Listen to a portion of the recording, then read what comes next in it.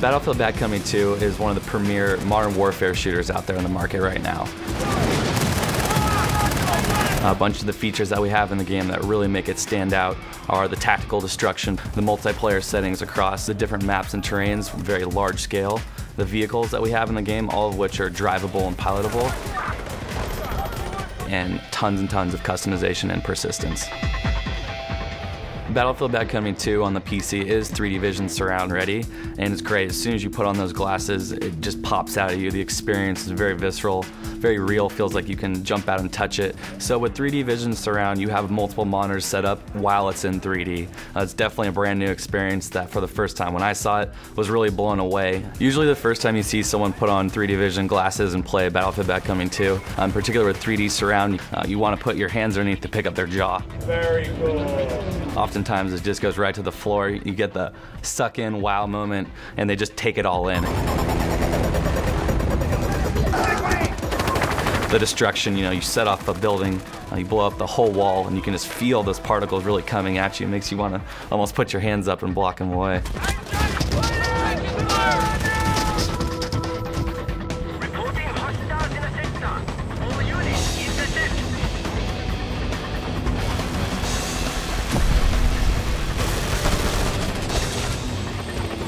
Just Cause 2 is an action-adventure game set in a fictitious country called Panau.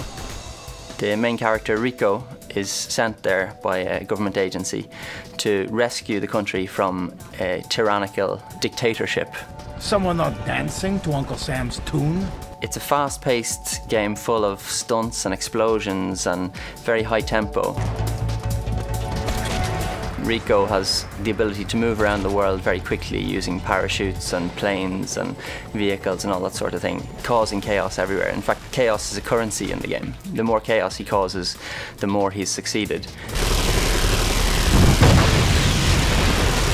In Just Cause 2, there's a lot of action that takes place on water. You can speed through the water on boats and you can have high-speed shootouts between several boats. We want to achieve a very immersive and beautiful looking water effect. So we've been working in partnership with NVIDIA to take advantage of their CUDA technology to implement some very cutting edge water simulation effects. You'll notice things like wave simulation and realistic ripple effects. I think that the most impressive part is actually the large rolling vistas where you can see the sun reflecting off the ripples on the water. So CUDA and our partnership with NVIDIA allowed us to achieve those graphical effects without having to sacrifice anything on the CPU side in terms of gameplay.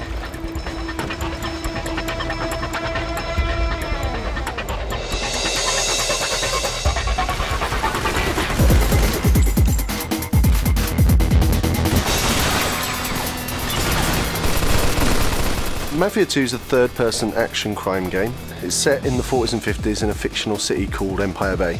And we follow this guy, Vito Scaletta, and his best buddy Joe on their journey into a life of organised crime. Don't kill me! The game is a really cinematic experience. Our goal is really to sort of put the player sort of as the central character in a Goodfellas type story. And I think we hit the nail right on the head for achieving that. In our game, we make use of the PhysX technology by NVIDIA in a lot of different ways. It pushes around many different things in our game, and the most impressive area that people are going to see the game uses is obviously the destructibilities in the environment. For an open world game, it really is impressive what we're doing and the amount of destructibility the player can do. You can shoot out tyres on vehicles, you can shoot glass bottles off tables, you can smash entire tables, smash down doors. With the full NVIDIA experience, we're able to deliver things like debris sort of piling up on the floor and stuff like that. We have great cloth simulation brought to us by Apex, which is amazing. And one of the most iconic things that Mafia guys wear in the 40s and 50s is these big sort of flowing trench coats, you know, and the way they move is really important to us, that it looks really realistic. By using physics, we're able to create these really dramatic sort of explosions, from blowing up a car where you'll see sparks bounce off objects. The ricocheting off weapons, you know, you'll see bullets fly out of the casing of the gun, you'll hear the casing sort of hit the floor, and all these things been driven by physics.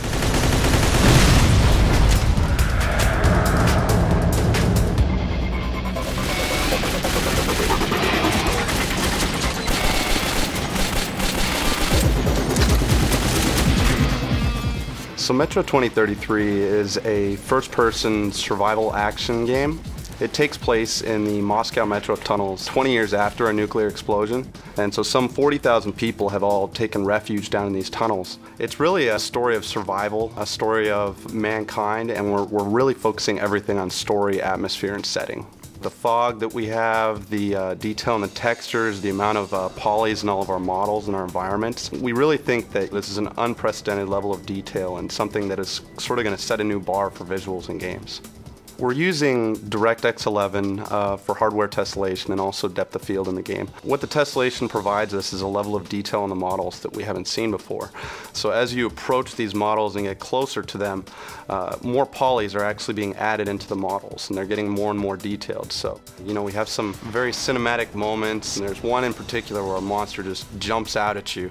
He's right up in your face. You won't notice any loss of detail when this happens. He's going to be inches from you, right up in your face as you're attacking him with your knife, yet he's going to look as real as possible in the game.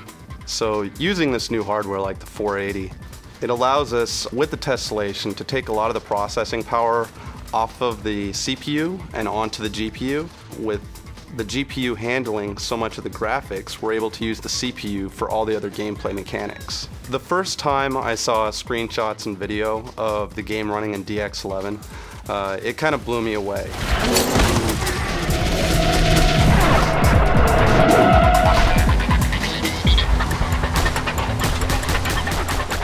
If you look at Just Cause 2, without the enhancements that we've managed to get on the GPU, it would be a lesser experience. I definitely hope that a lot of gamers will get the chance to experience 3D Vision Surround with the proper GeForce graphics card and monitor setup. It's just really a new experience that most people really haven't seen before. So using physics really helps us to really deliver that great cinematic experience that we want Mafia 2 to be. You know, using all these technologies, DirectX 11, you know, something like the 480 for a video card, PhysX, all these wrapped together to just really let us drive home the immersion, the atmosphere, and the setting of the game, and allow us to tell this amazing story.